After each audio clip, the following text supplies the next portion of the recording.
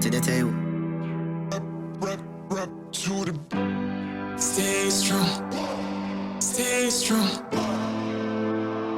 To the tail, to the tail. Ain't easy, I can tell. Gotta stay strong, stay To strong. the tail. Stay strong, stay strong. Ain't easy, I can tell. Gotta stay strong, stay strong.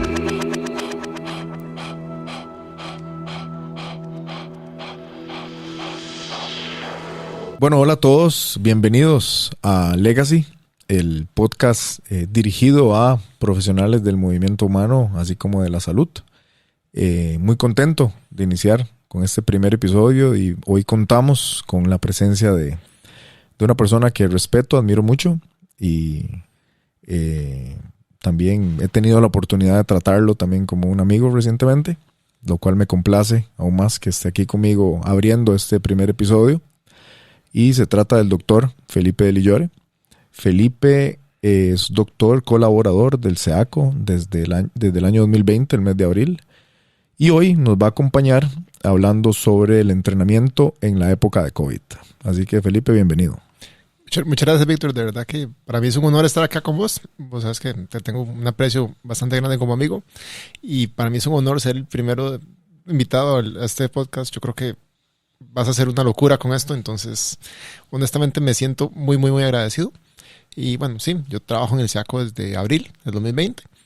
Tuve la suerte de ser de los primeros médicos que iniciamos a trabajar ahí en la pandemia. Hemos estado ahí durante todo este tiempo y ya recientemente ya estoy empezando mis estudios para ya la especialidad en medicina física y rehabilitación. Entonces pude tener toda la experiencia desde el inicio de manejar COVID en agudo y más recientemente ya COVID posterior, COVID largo y todas las demás complicaciones que ya sabemos que existen.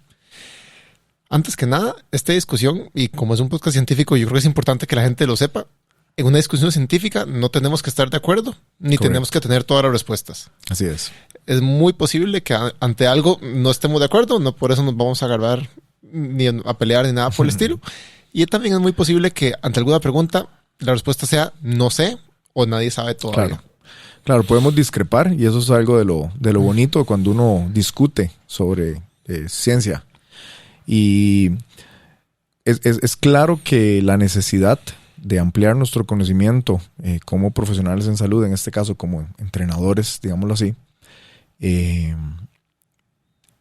hoy día ha tomado aún mayor peso, ya que el COVID ha venido a destapar, ¿verdad?, un montón de carencias, así como un montón de necesidades, tanto de nosotros como entrenadores como de la población.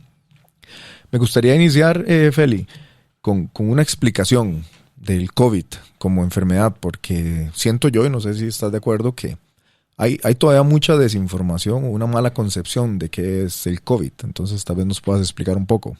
Correcto. De hecho, antes de iniciar nada más, recordar que esto es un podcast que está basado en ciencia. Entonces, si por alguna razón alguien cree en teoría de la conspiración, no cree que el virus sea cierto o algo por el estilo, este es el momento de dejar de escuchar. Gracias. Aquí todo lo vamos a hablar basado en ciencia, en experiencia y demás. Correcto. De hecho, puede que por ahí salga un poco de mi estrés postraumático de haberme enfrentado a esto. Entonces, nada más para Lo que cual tengan- todo bien, porque hace esto más real, ¿verdad? Que es lo que queremos, que la gente vea que aquí hay una combinación, pero siempre de una perspectiva muy real, muy genuina. Correcto. Bueno, COVID-19 todo el mundo lo conoce como, bueno, el coronavirus, que es una rama específica, descrita científicamente como el SARS-CoV-2. El virus que se originó en Wuhan, China, según los reportes oficiales, etcétera, etcétera, se esparció por el mundo y nos tiene a todos sin bañarnos desde el 2019. Entonces, ahorita realmente el COVID se sabe que no es solamente una enfermedad pulmonar. Eso es importante Muy bien. irlo mencionando. El COVID es una enfermedad que ya a casi 2 años desde el inicio de la pandemia se puede describir perfectamente como una enfermedad multisistémica Correcto. y es la forma en la que se debería tratar. Lo que la gente tiene que entender es que no podría haber nada más lejos de que es como una gripe. Claro. Digamos, de hecho, el COVID, si queremos ya ahondar un poco más, especialmente ahora con las variantes más agresivas y con otros cuadros clínicos que hemos visto, es una enfermedad que sí, puede ser predominantemente pulmonar y la mayoría de sus complicaciones van por la vía respiratoria. Sin embargo, el COVID hace un fenómeno conocido como la tormenta citoquínica en los casos más graves. Esos son los casos que nos llegan a nosotros, que están en unidades de cuidados intensivos, las que desbordan hospitales y toda la cosa. Estos casos de tormenta citoquínica es un aumento de citoquinas proinflamatorias, como el factor de necrosis tumoral, interleuquina 6 y otros. No voy a andar en detalles, pero esto tiene efectos. Que estas son, perdón que te interrumpa, estas son, están relacionadas con las células inmunológicas, las células T. Totalmente. Bueno, en este caso, al COVID, lo que hay que entender es que antes de noviembre, nadie en el mundo había tenido COVID. Entonces, cuando se empezó a infectar a las personas, vos no tenés la memoria inmunológica evolutiva, claro, ni propia, ni por vacuna, ni nada por el estilo de este virus. Entonces, al recibir una infección que para el cuerpo es totalmente ajena y nueva y con un mecanismo de infección tan complejo como las proteínas Spike que trae el virus y demás, el cuerpo no sabe cómo reaccionar y que genera lo que se conoce como la tormenta citoquínica, y su reacción es una reacción inflamatoria exagerada. Y eso es lo que hace que las personas terminen en los hospitales. Claro. Dicho de forma muy burguesa, es esto. Es que las personas están expuestas a un virus que nunca antes había visto en la historia de la humanidad y va a ser una reacción totalmente nueva que cada vez sabemos que es más compleja. Claro. Entonces, esta reacción inflamatoria va a tener efectos en todos los órganos. Principalmente, por supuesto, la vía respiratoria. Sin embargo, también hemos visto daños renales, en efectos neurológicos que cada vez son más claros, tanto una neuropatía propia del virus como efectos a nivel cerebral y demás. Y una cosa que también es muy, muy importante, y especialmente para los de podcast, también se ha descubierto los efectos en músculo y en hígado y en riñones. Claro. Una vez más, nada más para los que nos escuchan, inclusive, igual, ¿verdad? Si en algún momento estoy equivocado, porque vos sos el experto en este caso, yo nada más pues he leído al respecto bastante y he tratado pues de aplicar algo.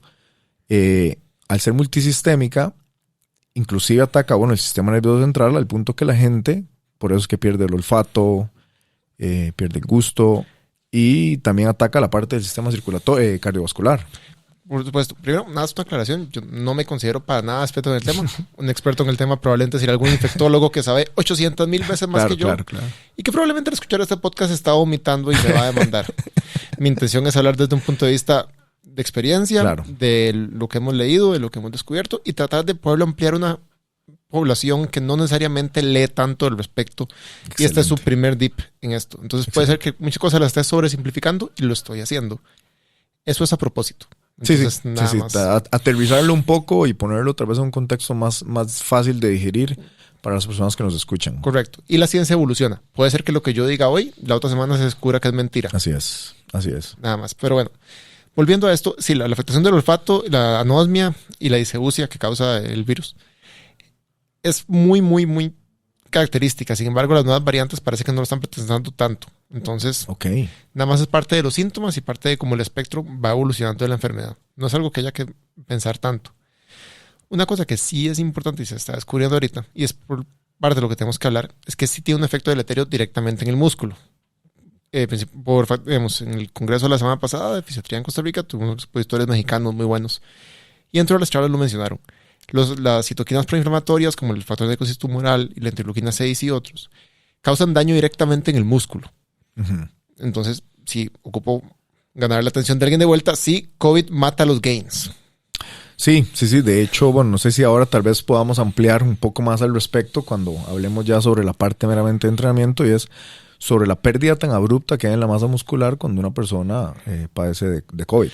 Más adelante vamos a entrar en eso. Sin embargo, sí, eso es importante saberlo. Y esta inflamación y demás no solamente causa daño en músculo esquelético. Recordamos que histológicamente el músculo esquelético, músculo liso de demás órganos y el músculo cardíaco no son tan distintos. Correcto.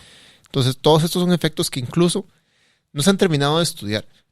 Hay una cosa que la gente tiene que tomar en cuenta, que es por qué no se sabe si hace rato empezó la pandemia.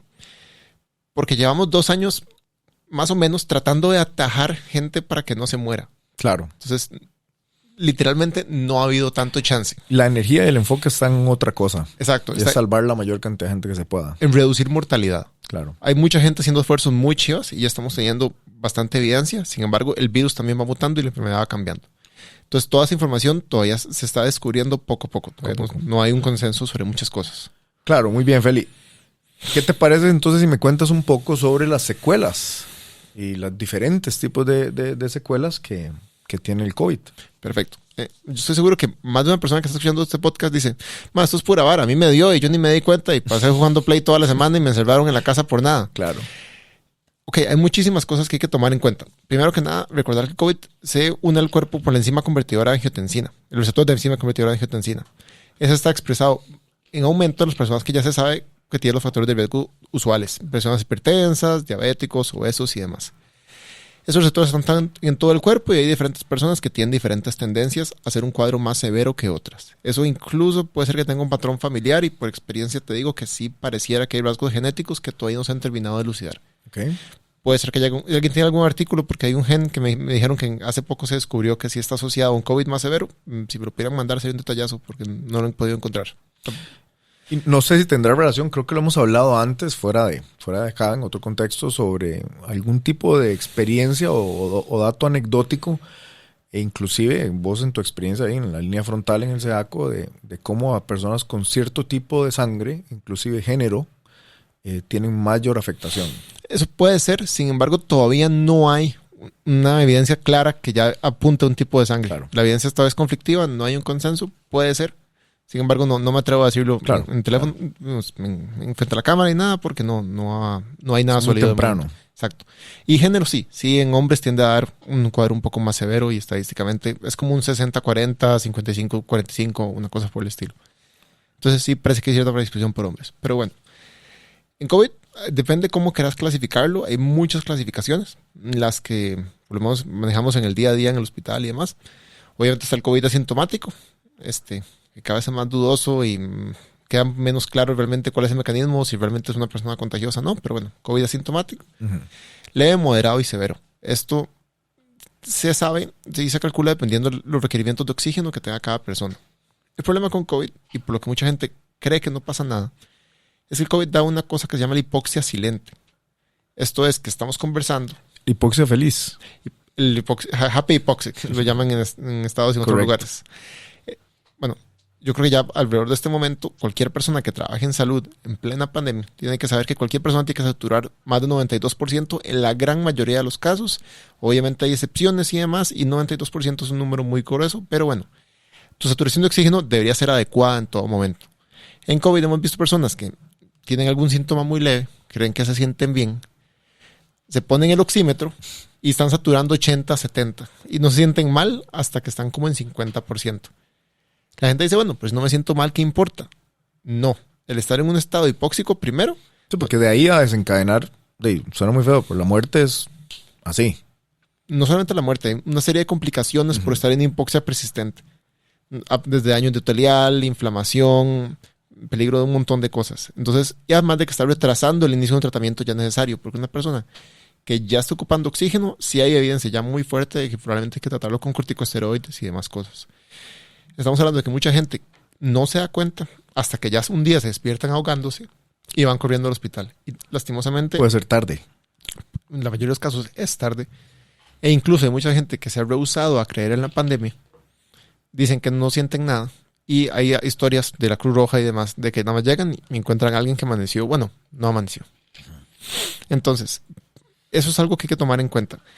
Dependiendo del grado de hipoxia y dependiendo de la severidad del cuadro, la persona va a requerir distintas cantidades de oxígeno hasta lastimosamente una intubación. Es lo que al inicio en China intubaban a toda la población, a una gran población, y se dieron cuenta que eso elevaba la mortalidad. Entonces ya la intubación se está manejando de una manera más delicada. Sin embargo, una intubación en COVID es complicada y mantener un paciente intubado es aún más difícil. Por eso es que se sobrecargan las unidades de cuidados intensivos y demás. Claro. Entonces, eso es el cuadro de la severidad de la enfermedad agudo.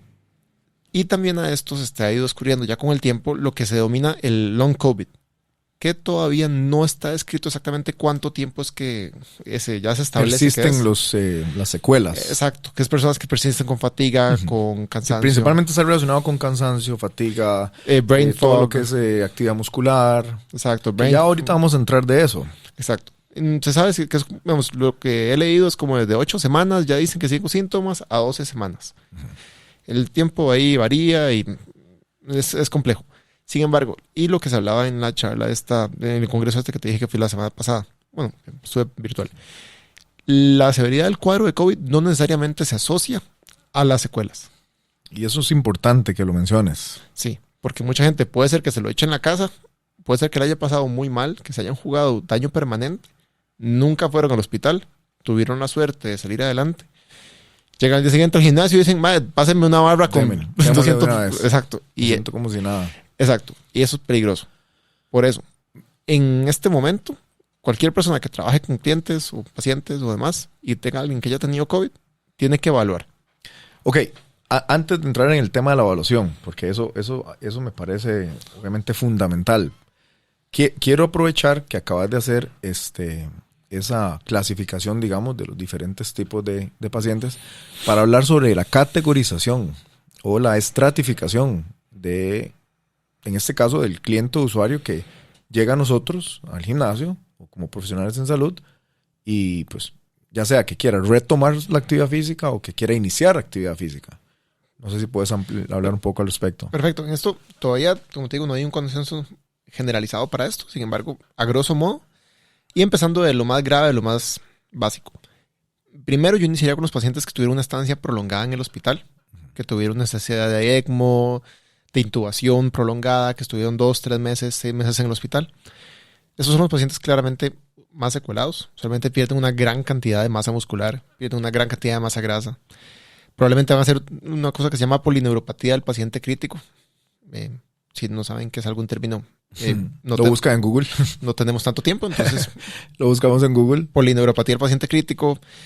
Son pacientes que pueden tener úlceras, etc. Hay fibrosis de la parte de los alveolos, Puede tener fibrosis intersticio. pulmonar, exacto, puede tener fibrosis pulmonar, daños renales, etcétera, etcétera, etcétera. Puede ser que incluso no se vayan del hospital respirando por sí mismos. Puede ser que todavía se vayan con requerimientos de oxígeno y tengan un tanque de oxígeno en la casa. Esas personas, nadie puede tocarlas hasta que hayan sido evaluadas y dado un visto bueno por un especialista. Y por un especialista. Especialista. Eso tiene que haber sido un especialista, ya sea en fisiatría, en cardiología, en neumología, en lo que calce según el cuadro específico de cada paciente. Perfecto. Pero ese paciente no se puede mover, no se puede tocar hasta que tenga un visto bueno de eso y tiene que llevar un proceso rehabilitativo totalmente multidisciplinario. Tiene que ser visto por psicología, terapia ocupacional, terapia física, etcétera, etcétera, etcétera. Hasta muy adelante ya podemos ir empezando en un entrenamiento como tal.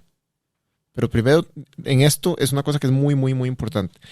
Que a la Visto gente, bueno del especialista. del especialista y consensuado. Y además, las personas tienen que lograr 2 cosas antes. Yo creo que en el mundo del entrenamiento está muy visto esto de nada más salga y entrene y póngale y hágase leña. En este caso, una persona que pasa por una enfermedad grave y está hospitalizado, primero hay que asegurarse que sea funcional. ¿A qué me refiero con esto? No que pueda hacer pull-ups como un mariposa, sino que pueda hacer sus actividades básicas de la vida diaria y sus actividades instrumentales de la vida diaria. Claro, Si usted no sabe qué es esto, usted no está trabajando con personas. claro. De acuerdo. 100% de acuerdo. Ni siquiera las voy a mencionar porque eso tiene que manejarse. Ujú. Yo sé que parte de lo que vamos a hablar es exigirle un poco más de la cuenta ¿Qué es la finalidad? y así debería ser. Es ir poco a poco. O bueno, o Sí, es- a algunos les va a gustar, a otros no. Es ir erradicando tanta desinformación que existe alrededor de muchos temas y pues en el caso de eso es el COVID, ¿verdad? Perfecto. Ok. Entonces, partamos desde ahí. Ya tenemos una persona que tal vez no tuvo un cuadro tan severo o tal vez ya pasó su proceso rehabilitativo. Ya no presenta una desaturación al movimiento, porque hay muchas personas que salen saturando bien, se levantan para ir al baño, vuelven, se sientan, están desaturadas y ocupan un momento para recuperarse. Esa persona tampoco puede estar entrenando. Esa persona también tiene que llevar un proceso rehabilitativo y ser valorada por un especialista. Excelente. Ok. Asumamos que es una persona que ya hace sus actividades básicas, sus actividades instrumentales y ya no se desatura con el movimiento. Perfecto. Ok. Partiendo de ahí y que una persona ya lo haya visto, igual hay que evaluar. Correcto. Que eso me lleva a la siguiente pregunta. O sea, primero, ¿cómo evaluar? Y quizás puedas mencionarnos, Feli, algún tipo de herramienta práctica que podamos implementar los entrenadores o profesionales en movimiento a la hora de abordar a estos clientes. Antes de que se me vaya la idea, y creo yo importante mencionar que aquí también cumple un papel importantísimo la comunicación que haya con nuestros clientes y pues también la apertura, ¿verdad? Que esta persona que sea consciente y honesta de esta situación y empiece por decir, bueno, vengo saliendo de tener COVID. Ok. ¿Verdad? Bueno, Perfecto. la evaluación. Perfecto. Ok. Cualquier persona que haya estado hospitalizada siempre va a ser ideal. Aunque entiendo que no todas las veces es posible y hay un costo económico detrás y demás, aunque Gracias a Dios en Costa Rica tenemos la caja, si nos escuchan fuera del país. Lo ideal es que haya una valoración médica de previo. Y un visto bueno, ojalá. Entiendo que mucha gente es muy desesperada, no quiere hacerlo, o tuvo un cuadro muy leve en la Muy casa. leve, inclusive asintomático. Exacto. Igual se debe evaluar. Entonces, si es una persona que estuvo en la casa nada más, yo no me la jugaría. Le pongo un oxímetro y el estándar, o lo que más he mencionado, es hacer la prueba de caminata a 6 minutos. Ver si la persona puede cumplirla, ver qué distancia hace y ver cómo queda su saturación durante eso. ¿Qué opinas de que esa prueba se pueda extrapolar, digamos, a un contexto ya de gym? Y se haga la prueba, no sé, en alguna otra máquina de ergonometría, inclusive en una banda. Está bien, pero la intensidad es baja. Muy baja. Puedes hablar, nos estamos adelantando un poco, pero no importa. Puedes hablar un poco sobre cuánta intensidad. Dame un segundo nada más para que Dale. nos ordenemos un poco con esto. Ok, perdón. Persona que ya no se satura el movimiento, tuvo un cuadro de COVID. En los casos que estuvo hospitalizada ya le hicieron exámenes de laboratorio. Pareciera que todo está bien. Hablando en población general. Para atletas luego vamos a dar otros puntos Al de final vista. hablamos un poco sobre eso. Atletas profesionales es un poco diferente. Ok. Lo ideal de la prueba esta, de 6 minutos, sin desaturación, es que la persona en ese tiempo recorra más de 400 metros. No es mucho, No es mucho. pero hay que hacerlo a esa intensidad. Ok. Aproximadamente 400 metros en 6 minutos. Exacto. Eso es lo que la prueba de 6 minutos. Si logra más de eso, la pasan. Mucha gente no lo logra. ¿Recomendarías entonces, bueno, no solo el uso del oxímetro previo a que empiece la actividad física, sino inclusive en algún punto de la prueba o hasta el puro final? No, sí. Y lo ideal, si puede hacerlo durante la prueba, eso es el escenario ideal. Ahora, no solamente es el oxímetro. Hay que ver la saturación y ver la frecuencia cardíaca. Perfecto. Es muy normal que las personas que en post-COVID también tengan alguna parte, un poco de inflamación residual o demás, y tengan la frecuencia cardíaca elevada. Hubo una charla muy buena también del Dr. Mon, es médico fisiatra acá del país. Yo la Es un maestro. vi. Muy buena. Él da unas recomendaciones muy puntuales para cuando una persona puede volver a hacer ejercicio, que a mí me parece muy bien. Primero, que lleve por lo menos 10 días de reposo o 7 días sin ningún síntoma. Eso es muy importante y la gente se va a desesperar. No importa, safety first. Una vez más, al menos 7 días sin ningún síntoma. Exacto. Eso lo recalco por varias razones. He tenido la oportunidad de tratar con varios clientes que inclusive se presentan al gimnasio y todavía tienen síntomas. Sí, eso es su responsabilidad, decirle que se vaya para la casa. Sí. No tiene que estar sentado, acostado, en reposo absoluto. No estoy diciendo eso. Y ahora al final hablamos de eso, sobre que no queremos alejar a la gente, sino queremos acercarlos de forma responsable. Exacto. Entonces, él lo que recomienda son 7 días sin síntomas. Poder caminar 500 metros sin agotarse. Y frecuencias cardíacas en reposo y saturaciones dentro de rangos obviamente normales. Ok. Eso a grosso modo. Creo que debe haber algún criterio más que se me ha olvidado, pero bueno, eso les da una idea de que es una persona que ya tiene que estar bien. Ahora, en este caso, ya una persona asumamos que está bien, prueba de 6 minutos o una caminata, o digamos, extrapolar por 6 minutos a una banda o algo por el estilo es complicado, pero bueno, sería como el 50% de la frecuencia cardíaca máxima, unos 6 minutos continuos en alguna otra máquina, o incluso hay otras pruebas que se hacen, que es la prueba del cajón, que esa hay de 2 minutos, de 6 minutos y 10 minutos. La gente puede buscarlas, que es nada más subir y bajar un cajón. O si no, nada más hacer como una marcha en el pie. Uh-huh. ¿Me entendés la lógica de Sí. estas pruebas? Es un esfuerzo aeróbico relativamente suave, una duración menor a 10 minutos. Ver que la persona no se desature. Muy baja intensidad, básicamente. Muy baja intensidad. Ver que la persona no se desature ni se dañe. Pueden investigar más sobre estas y pueden encontrar la que mejor se adapta a su centro de entrenamiento. De hecho, en la acá, lastimosamente, no siempre se puede hacer las 6 minutos porque no tenemos esas distancias. Claro. Entonces, usamos otras alternativas. Eso es importante verlo. Asumamos que pasa la prueba bien, la persona se siente bien, no tiene síntomas. Ok. Podemos empezar un programa de entrenamiento, que en este momento va a ser un reacondicionamiento. Correcto.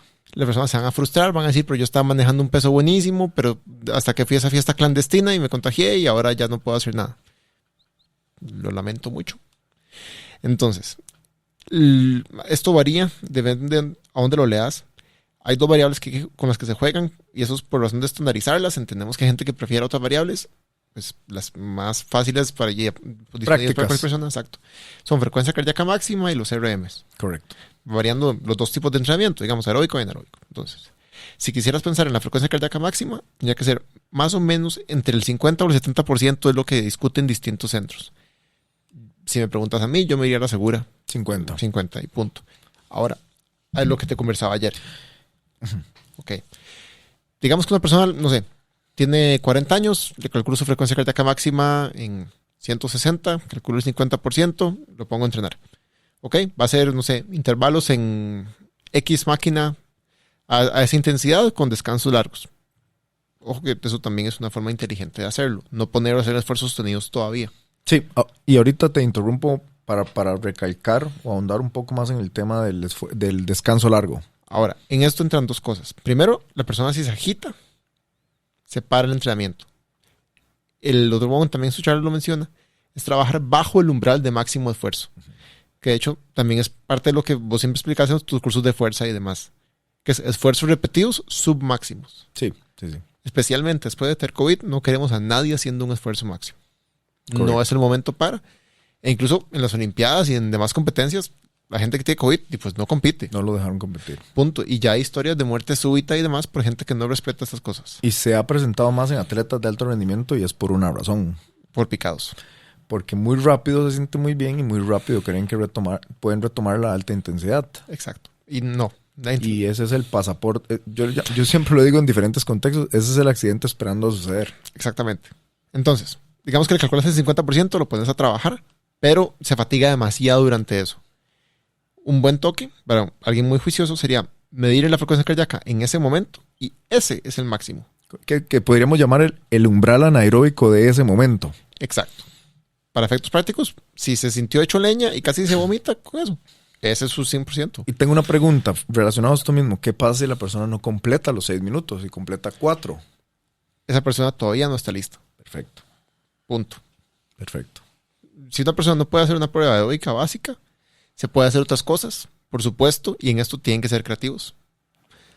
Programas en casa, programas tal vez en centros de entrenamiento, pero muy distintos y con una orientación totalmente distinta. Probablemente es una persona que ocupa más un proceso de rehabilitación que de entrenamiento. Que de entrenamiento, claro. Esta prueba de 6 minutos me imagino yo que está muy relacionado, viene de la misma prueba de máxima velocidad aeróbica, que usualmente son mínimo 6 minutos de trabajo. Solo que en este caso pues vamos a modular muchísimo la intensidad de acuerdo a la capacidad funcional del individuo. Exacto.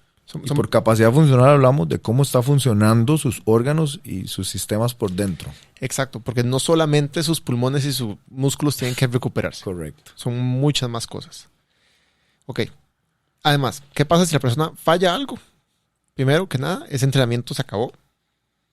No entrena más ese día. Eso vos mismo me lo has hecho en otros momentos con otros entrenamientos. Sí. Entonces, ese día el entrenamiento se acabó. Qué difícil, ¿verdad? Qué Difícil. difícil. Es difícil para uno decirle a un cliente, en este caso, pare.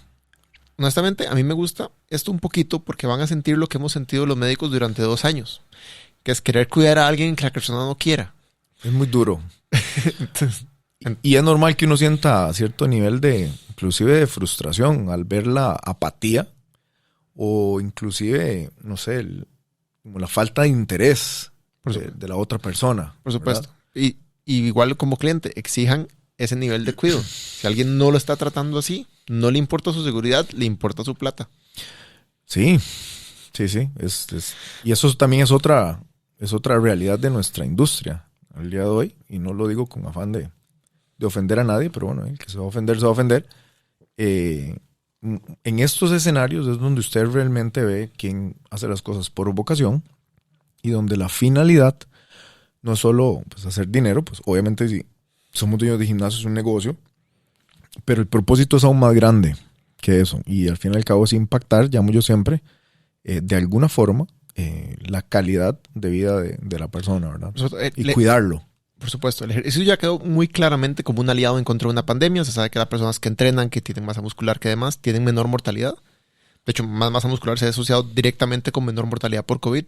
Entonces, por amor a Dios, entrenen gente, los ocupamos, pero de una manera segura. Muy bien, muy bien.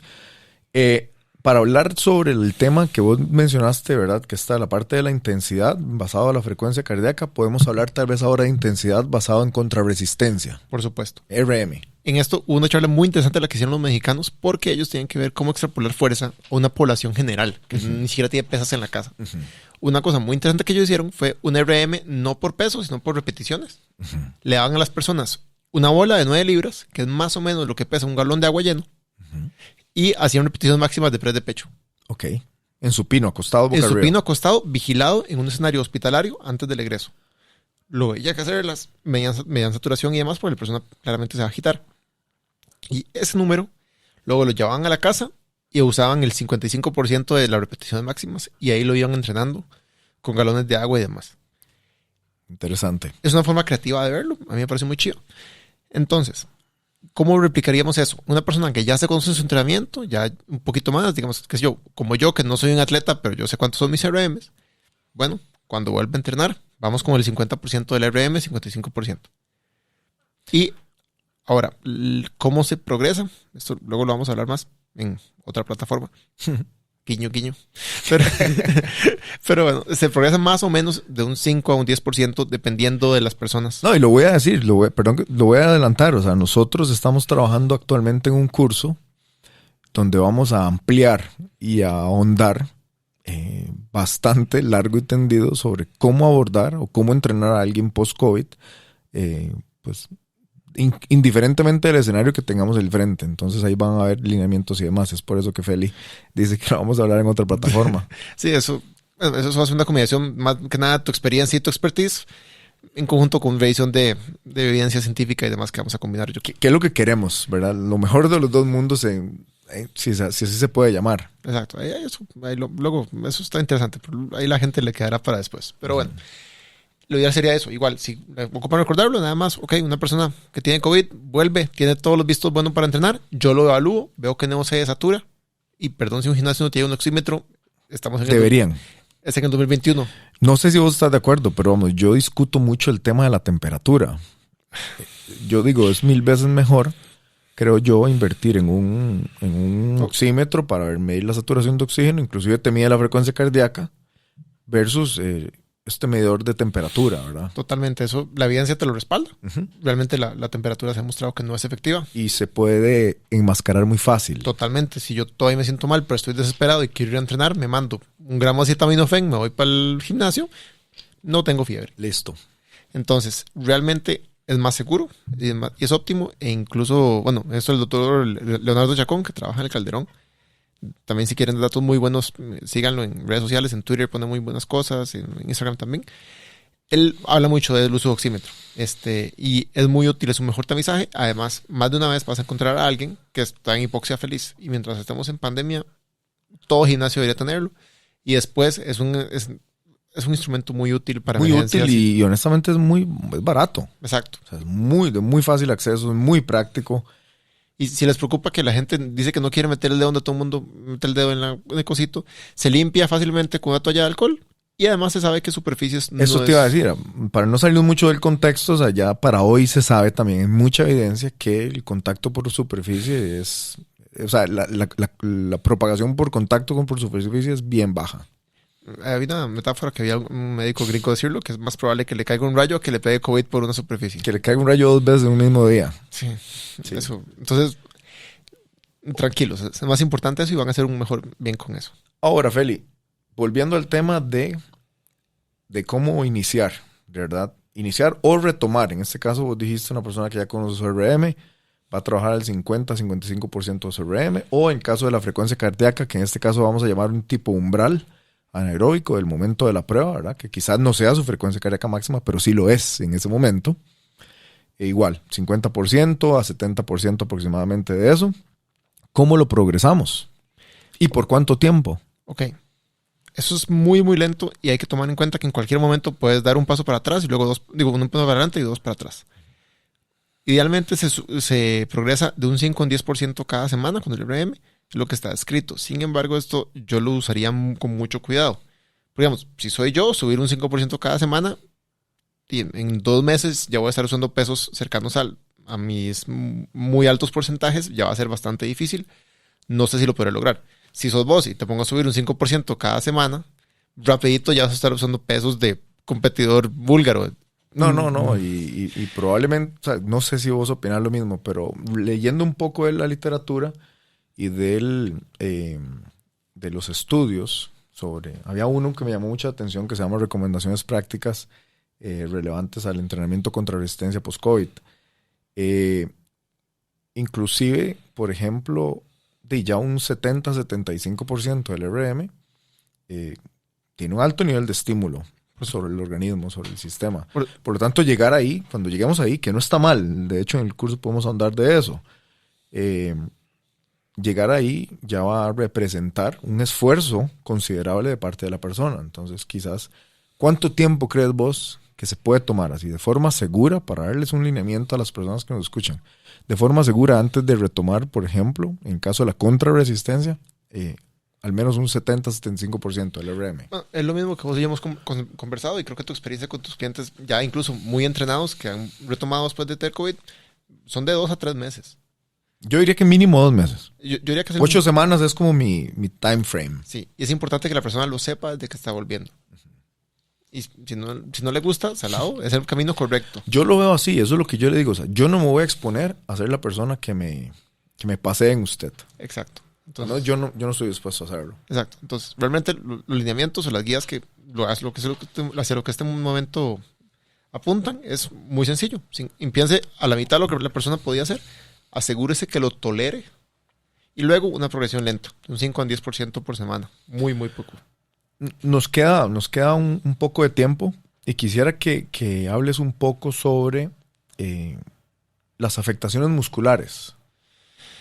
Ok, eso es todo un tema bastante complejo y es por lo mismo por lo que hay que tener cuidado de ir con. Es por eso que quiero que lo abordes, para que la gente entienda el contexto que hay detrás de esta recomendación. Hay algo muy importante, especialmente en el contexto de un paciente hospitalizado. Ya se sabe que nada más con que disminuya sus vasos a menos de 1500 al día, que una persona hospitalizada por COVID, dependiendo de la cantidad de oxígeno que tenga, sus pasos al día son 0. Tienen que ir al baño en la cama. La pérdida de masa muscular va a ser cercana al 15 o al 20%, probablemente más. En cuestión de, creo que decía el estudio, entre 7 y 14 días. Correcto. Y una persona hospitalizada por COVID, mínimo, por experiencia, va a estar unos 14 días. Uh-huh. Sería muy suertudo durar menos de eso en el hospital. Entonces, la pérdida de masa muscular va a ser importante. Además de también pérdida de otros tipos de masa grasa y demás. Y si el paciente desarrolló alguna polineuropatía, eso es muy importante mencionarlo también, o alguna neuropatía del paciente crítico o demás, eso tiene que ser valorado por un especialista. Porque un nervio que no dispara un músculo o alguna atrofia o algo que se vea, que eso también tienen que evaluarlo visualmente y demás por si alguien más no lo ha visto, es una lesión esperando suceder y fea y probablemente permanente. Entonces, no solamente la pérdida de masa muscular y el desconocimiento asociado al hospital va a ser un problema. Incluso la persona que se quede en la casa encerrada porque está cuarenteneado, porque tiene COVID, ojalá viva con otras personas y no salga de su cuarto, porque asumo que toda la gente que le da COVID es muy responsable y por eso estamos en una pandemia, va a tener una pérdida de masa muscular y un daño muscular importante. Aparte, como hablamos al inicio, los factores el factor de necrosis tumoral, interleuquina 6 y demás citoquinas van a causar un daño directo en el músculo. Y todavía no tenemos suficientes estudios ni más para asumir que una persona que se recupera de la enfermedad y todavía no sabemos que no ha caído en COVID largo o algo por el estilo, tiene un músculo que esté listo para recibir un estrés, especialmente como el de cargas altas. Correcto. Y te voy a interrumpir aquí también dando un aporte, a ver si vos acordás en lo mismo. Se habla sobre cuidar no solo la alta intensidad en cuanto a el esfuerzo, ¿verdad?, relacionado al RM de la persona, sino inclusive el tiempo de la duración del ejercicio. Y aquí es donde yo quería mencionar que lo que hablan algunos de estos estudios es sobre no sobrepasar los 45 minutos de trabajo, cuando se trata de, digamos, en este caso, de resistencia aeróbica, e inclusive cortar en un 66% o un 50% mínimo la duración del entrenamiento cuando se va a retomar. Por supuesto, hay que recordar que estamos tratando con una persona que estuvo hospitalizada o que estuvo seriamente encamada o con una movilidad muy reducida. Y eso se sabe desde hace mucho tiempo que hasta 5 o 10 minutos de actividad física es mejor que 0. Entonces puede ser que una persona vuelva y lo que entrenó fueron 15 o 20 minutos. Bueno, inclusive una persona sintomática, no sé si vos estarías de acuerdo, una persona sintomática, o sea, debería de tomar las previsiones del caso, asumiendo que ya se evaluó y ya todo lo demás, de iniciar con un volumen reducido. Una persona asintomática, si tuvo COVID, yo empezaría con todo reducido. O sea, todo reducido y al menos, yo digo, al menos unas 4 semanas. Exacto. Sí, Mínimo. Mínimo. Y si va progresando bien, pues tal vez se puede progresar hasta el ritmo de 5% por semana hasta que recupere. Pero mínimo, de 2 a 4 semanas. Nada más para tocar muy brevemente, porque yo sé que estamos cortos de tiempo. Pero los atletas, es importante tomar en cuenta 2 cosas. Primero, un atleta de alto rendimiento, y para los que me escuchen este podcast, que trabajen con atletas profesionales o demás, con ellos sí hay que ser exhaustivo. O sea, por más que haya tenido el COVID más leve del mundo, incluso vimos como Sergio Ramos tuvo un COVID bastante sintomático. Sí. Entonces no los aceptúa de tener alguna secuela importante. Tienen que tener un workup completo, ser valorado ojalá por un especialista, laboratorios completos, electrocardiograma, función pulmonar, etcétera, y una monitorización continua después. De hecho, aquí, si no me equivoco, en la clínica bíblica también lo está trabajando con algunos atletas profesionales y todavía salen con un CPK o CK elevados, incluso aunque ya estén resueltos y ya estén en juego activo. Sí, también se sabe sobre problemas eventuales que pueden sufrir miocarditis y otras cosas relacionadas a retomar la alta intensidad muy, muy pronto. Por supuesto. Entonces, en atletas profesionales, si trabajan con atletas profesionales, o usted se considera un atleta profesional, extra cuidados. O atleta de alto rendimiento, llamémosle. Esa es la mejor forma, pero es cierto. Eso es algo que hay que tomar muy en cuenta. Ok. Bueno, ya para ir cerrando, Felipe, bueno, primero que todo, de verdad, agradecerte por tu tiempo, porque yo sé que tu tiempo es muy valioso y más ahora que estás, ¿verdad?, con este nuevo proceso. Invitarlos a todos, aquellos que quieran conocer aún más a profundidad sobre todos los lineamientos que podríamos darles, inclusive en cuanto a esquemas de sets y repeticiones y recomendaciones, basado en lo que hasta el día de hoy se conoce, que vos lo dijiste ahora muy bien, ¿verdad? No sabemos si va a cambiar con el tiempo porque toda la información es muy nueva, que tal vez comprometan menos o ayuden a la persona a retomar o iniciar la actividad física de forma más segura, a sabiendas de que esta enfermedad ataca inclusive, bueno, el sistema inmunológico y muchas veces no vemos qué está pasando y pues queremos retomar más rápido de lo que deberíamos. Entonces, invitarlos a que estén atentos a nuestras plataformas. En mi perfil de Instagram voy a estar poniendo próximamente nuestro website de Legacy. Ahí van a poder encontrar información no solo del podcast, sino también de los nuevos cursos que vamos a tener. Y en este caso, bueno, el curso que voy a estar co-impartiendo con Feli. Así que Feli, de verdad que muchísimas gracias. No sé si querés cerrar con algo. Sí, de hecho, espero no caerle mal a nadie con esto, pero voy a cerrar con esto. Primero que nada, de verdad, muchísimas gracias. Estoy totalmente agradecido y me siento muy honrado de poder compartir este espacio con vos. Nada más, una cosa que sí es importante también para que la gente lo tome en cuenta. Es muy, muy, muy importante, especialmente en esta etapa de la pandemia, para la gente que lo va a oír pronto. Por favor, que se vacunen. Si hay gente que está escuchando podcasts que creen en la ciencia y demás, la evidencia ya es sólida, ya hay millones de personas que se han vacunado. Si no leen artículos en paginitas patos, sino artículos científicos reales, Qué duro. se sabe que la vacuna es realmente segura y además es de lo poco que hemos visto que previene tanto enfermedad prolongada como enfermedad severa. Tal vez los contagios todavía no del todo, especialmente con la presencia de variantes, pero protege de muerte y protege de hospitalización. Entonces, Es lo que se quiere. Es la finalidad de la vacuna. Honestamente, si a mí me dicen que no me muera, suena como un negociazo. No he entendido. Muchas gracias de verdad, Feli, por el tiempo, por el mensaje. Podríamos seguir hablando de esto por horas porque hay mucho de qué hablar, pero bueno, invitar a la gente a que tenga mayor interés en que nos busque y... Si esto se recibe bien, podemos venir por un round 2. Claro que sí. Ojalá que así sea. Y espero que lo hagamos con otros temas también. Claro. Entonces, bueno, de nuevo, muchísimas gracias a todas las personas que nos escuchan y que nos van a escuchar y espero verlos en el próximo episodio. To the table. Stay strong. Stay strong. To the table. To the table.